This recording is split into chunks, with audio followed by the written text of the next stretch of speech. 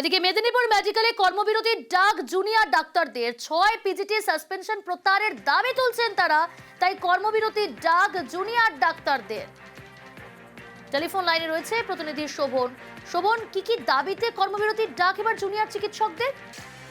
দেখো, তাদের একটাই দাবি এখন পর্যন্ত তারা যেটা জানাচ্ছে যে 6জন পিজিটিকে সাসপেন্ড করা হয়েছে এবং আজকে যে ঘোষণা করা হয়েছে যে পিজিটি 6জন সাসপেন্ড হয়েছে, সেই 6জন পিজিটিকে কিন্তু সাসপেনশন করার যে অর্ডার, সেই অর্ডার প্রত্যাহার করতে হবে এবং তাদেরকে পুনরায় কাজ করার জন্য সুযোগ দিতে হবে।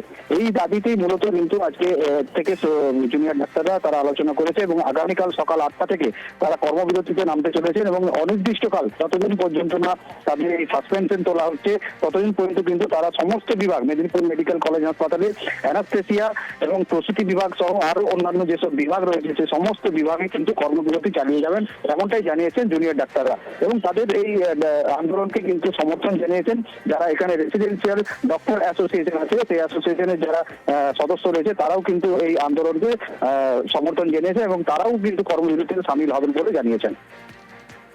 বেশ।